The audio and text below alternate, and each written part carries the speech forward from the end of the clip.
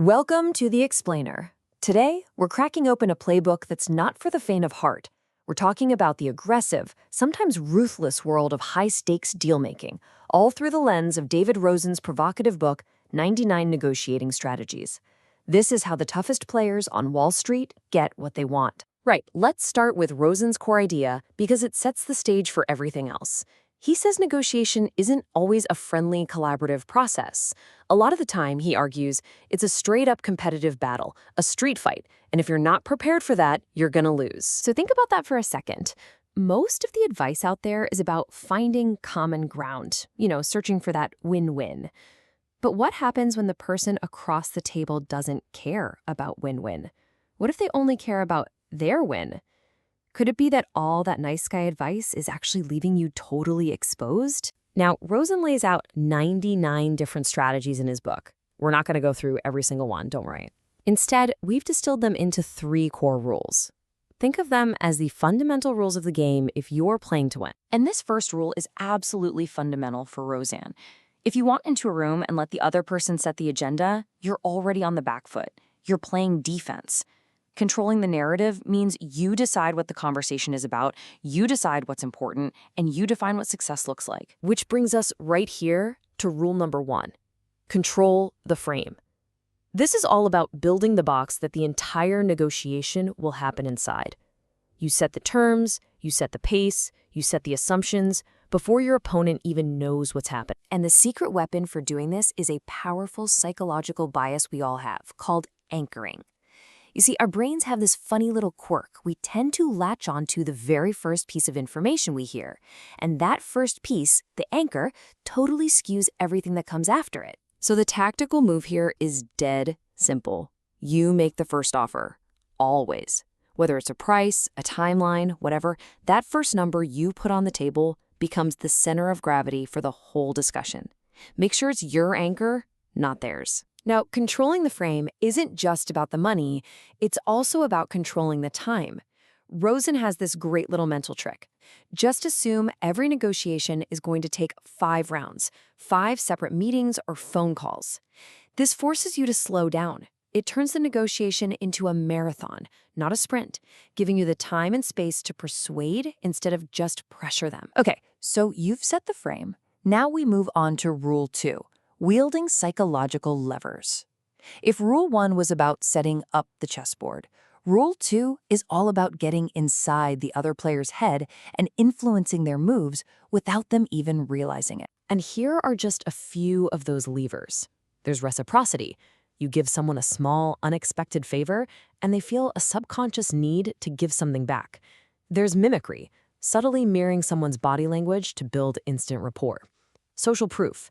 Framing your idea as something that people they admire already approve of.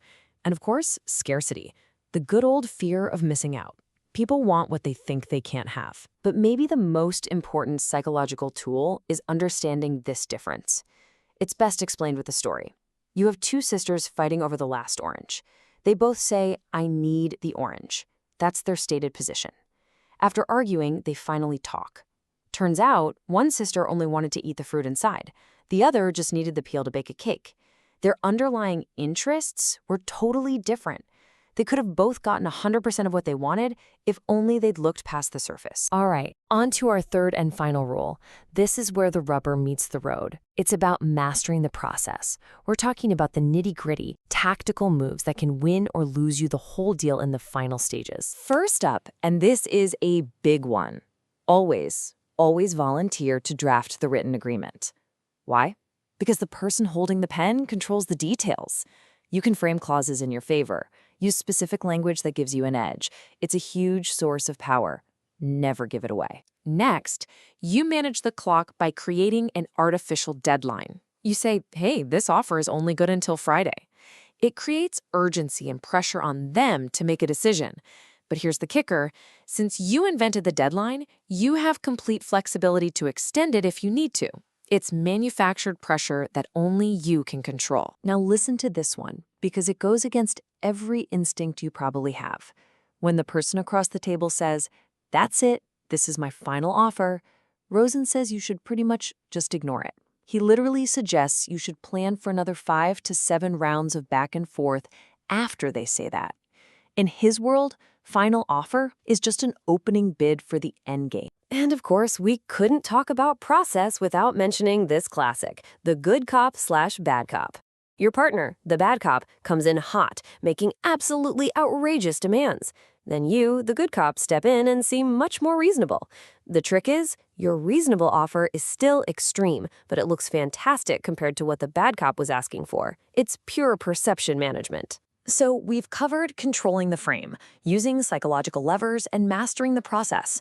But you can probably see how all this starts to walk a very, very fine line. And that brings us to the central dilemma at the heart of this entire aggressive philosophy. So how does Rosen justify all this bluffing and misdirection? Well, his argument is pretty provocative. He basically says that in a high-stakes negotiation, everybody knows that nobody is telling the absolute truth. So in that context, a falsehood isn't really a lie. It's just a move in the game. It's an expected part of the dance. And really, when you boil it all down, the core message of this playbook is brutally simple. Put your feelings aside and focus on winning. Rosen's view is that when people call a tactic too aggressive, what they're really talking about is their own discomfort, not how effective the tactic is. The goal isn't to make friends. The goal is to win. Look, there's no doubt that Rosen's playbook is a powerful set of tools, especially in a truly competitive fight. It's not about being collaborative, it's about coming out on top.